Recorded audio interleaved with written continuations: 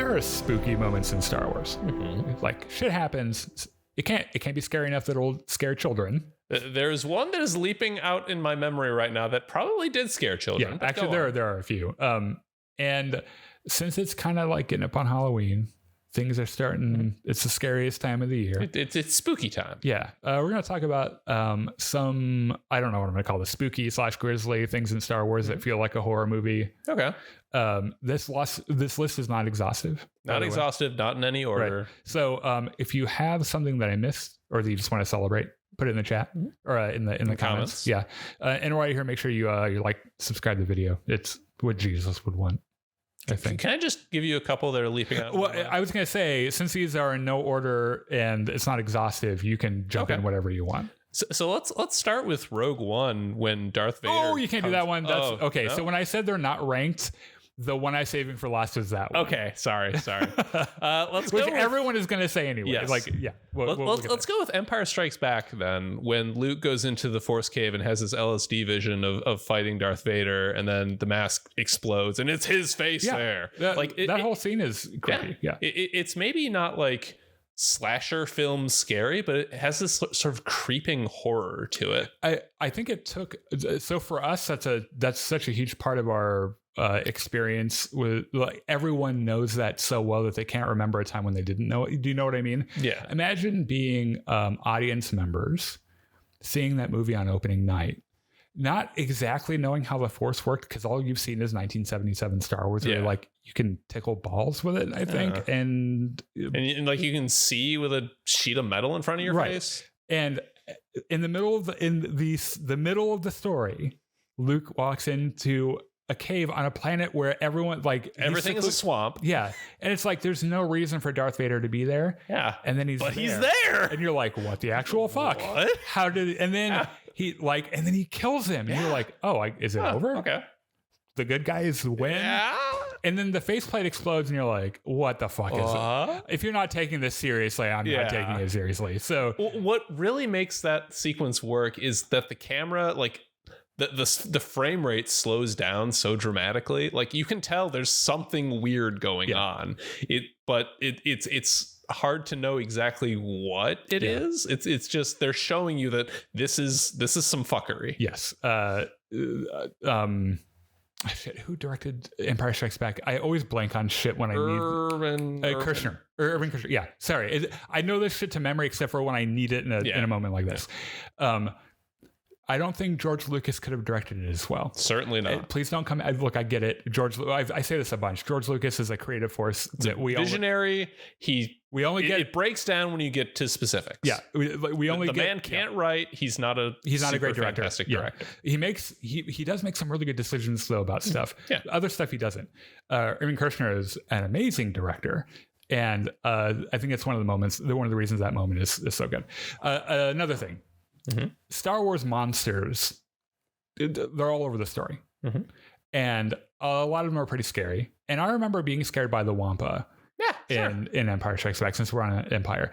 And the thing that got me was, if you saw it on release night, which I didn't because I wasn't born yet, it was a lot different than the version we know now, which is scarier, where they've got a guy in a suit chomping on like a human leg or something.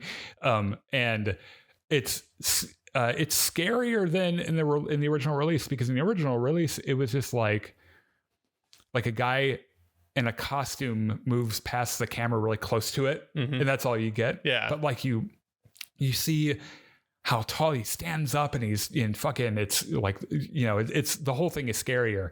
And the way they pace it in the special edition, you feel like Luke is in more danger of actually getting grabbed by this thing while he's hanging upside down. So as a kid, I was like, what the fuck? Also, this is not scary at all. But as a kid, I used to take my toy lightsaber, put it just out of reach, hang upside down on my couch, pretend to be Luke, and try to use the Force to get my lightsaber. It never works. As long as we're still on Empire Strikes Back, the entire fight at the end of Vader versus Luke, one moment in particular, because first of all, that sword fight is amazing. Yes, it's so good on so many levels, and it kind of introduced this thing that kept happening in Star Wars after that, which is the lightsaber duels. have clear geography and a direction and everything. And so they're fighting on their way through the Tabana gas operation on Bespin. And there's a bit of a levity in the action. Like Vader and Luke are separated. Yeah, they're separated. Luke is like crawling through tunnels and walking around. And he's like looking around. The music cuts out. You don't hear anything. And just out of nowhere, Vader's like, whoa! And Luke's like, oh God! And all of a sudden you hear his breathing and shit. And like at this point, Vader's not fucking around anymore. Because before he was like, oh bitch, put that lightsaber away. And he's just kind of like, get away from me. And then like he like sprays him with carbonite and he's like, oh fuck you, dude. And then he finds him and he's like, no, I'm gonna kill you now, or I'm gonna like I need to end this fight. So that was terrifying. Yes. I always thought that I want to make sure I put some sequel stuff in there too, because I don't come at me. Shut the fuck up. There are scary moments in the sequel trilogy. There are amazing moments in the sequel trilogy. Eat my ass. Not literally, please. The entire scene in Force Awakens where Kylo Ren, Ben Solo, kills his father. Yes. It's scary. Is at least a little creepy to me. And I think it's because the metaphor is heavy-handed, but Star Wars is kind of heavy-handed. Yes. Like there's Star Wars is not renowned for its subtlety here. But there's like we have people in outlandish costumes prancing around with laser swords. Like subtlety has gone out the window. Yeah, we don't go to. I mean, there are beautifully subtle moments in Star Wars, but a lot of it just isn't. But this moment where like they're standing on the bridge and the environment reflects Kylo's shift in attitude, where the light goes out and then he's just bathed with red light and you can tell he's made the decision to kill him, and then he kills Han Solo. And it's like it's heartbreaking, but it's also the whole ambiance is like real creepy. Another Force Awakens moment that kind of leaps out at me is the very beginning. The first time we see Kylo Ren, he comes down into that village and they drag out the Force worshiper and he's having that whole sequence, and then fucking Poe shoots at him. He just stops it. New Force power, by the way. We're like, oh, that's pretty neat. And then the best part of this is as he's walking back to the shuttle, he just lets it go. Yeah. Just to show, again, it's heavy-handed, but it's showing that they're at least attempting to build him up as the sort of monster Vader was originally, or at least trying to be. Yeah. A couple of moments from Mandalorian that are more maybe I don't want to say Saw-ish, but like I'm surprised that they got this grisly. Was Din Djarin cutting a man in half with a door? Yes. God, that first episode goes so hard. Yeah. And then Book of Boba Fett, which is Mandalorian season 2.5. Din Djarin cutting a man in half with a darksaber, and the entire table. Why not? Whereas like, oh, that's all right. That's pretty gross. Another thing that always kind of stood out to me as a grisly, maybe not so much a scary, but like grisly moment, is episode 3, Count Dooku being beheaded. Oh yeah. And the reason it's so creepy to me is because when you watch it, they VFX in a shadow for the head as it's flying off on the floor. Like you can see it fly off. Like they didn't have to do that, but they did. But they did. And they do the same thing in episode 2 when Mace Windu cuts Jango Fett's head off. God. Where he swipes his head off and you see the helmet, the shadow of the helmet flying, and then all of a sudden there are two, like the head like falls out. Oh God. Yeah, it's like pretty gross. They didn't have to do these things, but they thought about it. But they did. It's a logical consequence of I have essentially a frozen laser as a sword. Yeah. So like a really obvious but I think classic example is in 1977 Star Wars: A New Hope. Luke returns to find his aunt and uncle are burnt husks. And it's the way it's scored and the way it's presented is the classic hero journey where he decides to answer the call to action. And so it's an impactful moment for him where it gives him a chance to be a hero. Well, it's like he says, there's nothing left for me here. Right. But if you consider the moment and consider what he's seeing, it's fucking horrifying. Yeah. Another moment from A New Hope, the Dianoga, the monster in the trash. That's pretty fucking creepy. Yeah. Actually, the whole trash compactor scene is kind of creepy. Yeah. It's a saw trap. Yeah. If you think about it. Yeah. Darth Maul's hallway scene from Clone Wars season 7, the newest Clone Wars. Okay, yeah. Where Ahsoka's like, I need to get off the ship. I'm going to let you out of your cell. Go do some Maul shit. And he's like, oh, I thought you'd never ask. Yes. And like, I have the biggest boner right now. Does he need a lightsaber? No. Does he use one? No, he doesn't. He fucking pulls panels from the wall and uses them. I think he picks up a guy and uses him as his shield at some point. It's fucking great. Yeah. So I want to go to Obi-Wan for a second. The Obi-Wan series. The first Obi-Wan versus Vader fight. Okay. Like, this is Vader in full-on monster mode, like using fire to fucking torture Obi-Wan. Like, and the chase leading up to that is kind of weird. It could have been. It's too bad they didn't shoot this on a real set, because it probably actually would have been better. Yeah. But yeah, I agree. It still works. Yeah. Also, Obi-Wan I kind of wish Kathleen Kennedy. God damn it, Kathleen! I wish Kathleen Kennedy hadn't spoiled the fact that they were getting 2 fights in that show. Yeah.